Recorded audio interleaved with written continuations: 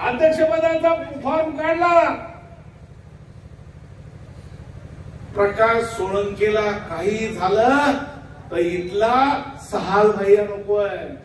कारण सहाल भैया आला की प्रकाश सोळंकेच्याच उरावर बसल्याशिवाय राहत नाही, म्हणून त्याला सहाल भैया नकोय.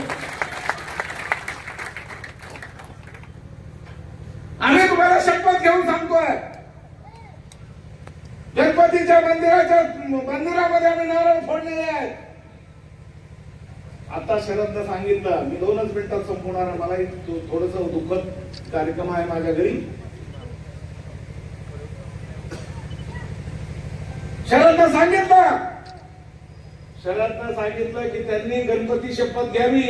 माझं म्हणणं आहे त्यांनी त्याच्या दोन्ही मुलाची शपथ घेऊन सांगावी, मी पैसे खाल्ले नाहीत, मी टक्केवारी घेत नाही म्हणून त्यांनी सांगावं. आम्ही प्रकाश दादाचा प्रचार करायला सुरुवात करू. दोन्ही मुलाची शपथ घेऊन सांगावं. प्रकाश दादा हे नाटक इथं जमणार नाही. तुम्ही म्हणताय भैयाच्या घरातले 3 सांगितलं, आमच्या तालुका अध्यक्षांनी सांगितलं, विश्वभर भाऊनी सांगितलं, शरदनं सांगितलं, भैयाच्या घरातले 3. तुझ्याच घराला गुप्त दिले का?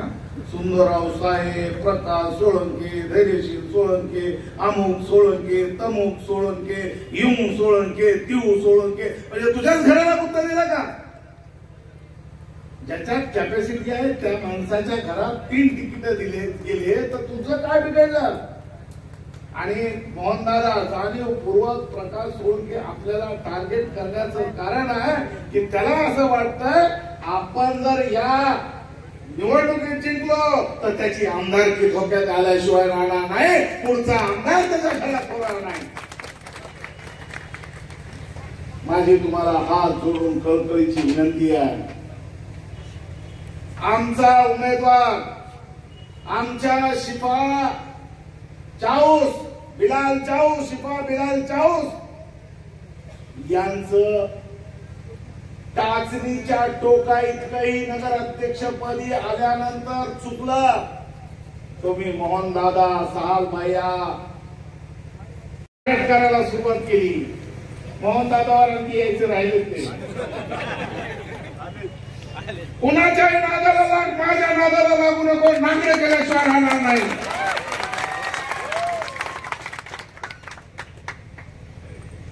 आमच्या बहिणीला माहिती आहे, एकदा त्यांच्याबद्दल असंच झालं होतं का नाही? मी म्हणलं अजिबात काळजी करू नका, आडसवाल्याला सुद्धा आडस मध्ये येऊन ठेचायची आमची तयारी आहे, तुम्ही काळजी करू नका. सांगितलं होतं का नाही? माझे पुढे येऊन रडल्या बिचाऱ्या. एक लक्षात ठेवा, माजलगाव शहर कुणाच्या बापाचं नाही. माजलगाव शहर आमचं माजलगाव शहर आहे, सर्वांचं मिळून माजलगाव शहर आहे. इथं मराठ्यांचं, साळ्याचं, माळ्याचं, कोळ्याचं, तेल्याचं, तांबळ्याचं, वडराचं, ककड्याचं, महाराचं, मांगाचं, चांबाराचं, ढोराचं, बंजाराचं, धनगराचं आणि मुसलमानांचं हे शहर आहे. ही गोष्ट लक्षात ठेवा. तुमच्या बापाच्या घरचं नाही.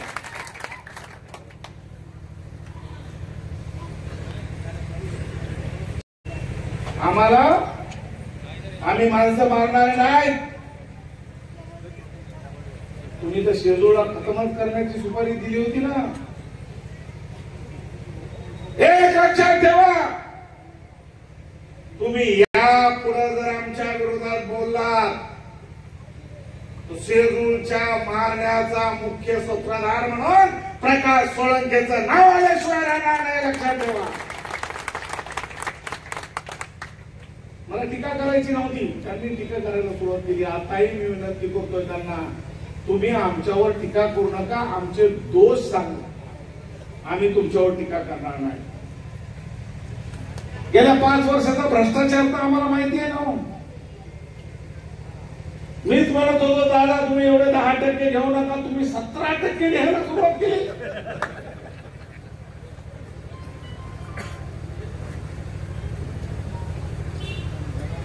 17% कुठे शरद? शरदना सुद्धा 17% दिलेत. सत्ता असल्यावर काय करणार? पैसे घेऊन आले काय करू? शरदनं सुद्धा 17% दिलेत. एवढंच काय, त्यांचे आंधळे खुळे लंगड्यांनी सुद्धा त्यांना 17% दिले. ते ऐकत असतील आता आपली भाषा. नाही ऐकलं तर काय जाऊन सांगतील. आहेत बरेच जण.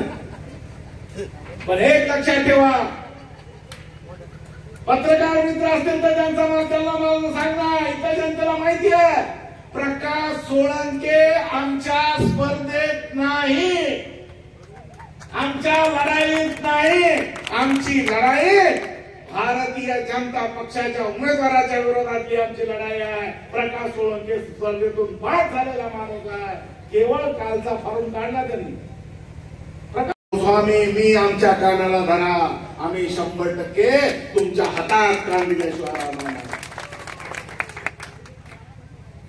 आणि आम्हाला खात्री आहे भैयांची सून आहे, पण आमची ती लेक आहे, आमची मुलगी आहे. मांजरगाव शहरवासियांची ती इज्जत आहे, ती आमची सून आहे, आमची मुलगी आहे. ती कुठेही चुकणार नाही आणि आम्ही चुकू देणार नाही. माझी तुम्हाला हात जोडून कळकळीची विनंती आहे. कुणीतरी म्हणलं दादागिरी संपली. अरे दादागिरी ते काय करताय? क्यों? वो अपने सामने दादागिरी क्या करेंगे? मार सकते हैं शेजू को, हमें नहीं मार सकते. द्यायच्यात आमच्या सुपाऱ्या देऊन बघा, तुमच्या दम आहेत आमच्या सुपाऱ्या देऊन बघा. आम्हाला दादागिरी करायची नाही आणि कुणाची दादागिरी सहन करायची नाही. आला अंगावर तर घेतला शिंगावर.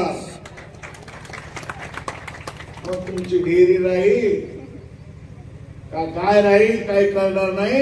एवढीच तुम्हाला शेवटची कळकळीची विनंती करतो, कुणाच्याही भूलथापाला बळी पडू नका. आमचा त्यांच्या उमेदवारांना विरोध नाही, त्यांच्या कुठल्याच उमेदवारांना विरोध नाही. आमचा विरोध आहे भ्रष्ट प्रकाश सोळंकेंना. भारतामध्ये सर्वात भ्रष्ट आमदार कोण असेल तर त्याचं नाव आहे प्रकाश सोळंके, प्रकाश सुंदरराव सोळंके. आमचा विरोध आहे. म्हणून तुम्हाला माझी कळकळीची विनंती आहे, माजलगाव तालुक्यातला जातातून मुक्त करायचं असेल, माजलगाव शहराला टक्केवारीतून मुक्त करायचं असेल, इथल्या आमच्या व्यापाऱ्यांना त्याच्या जाचातून मुक्त करायचं असेल तर येणाऱ्या निवडणुकीला, येणाऱ्या 2 तारखेला तुतारीचं दाबायचं बटन आणि प्रकाश सोळंकेच्या माणसाचं खायचं आहे मटण.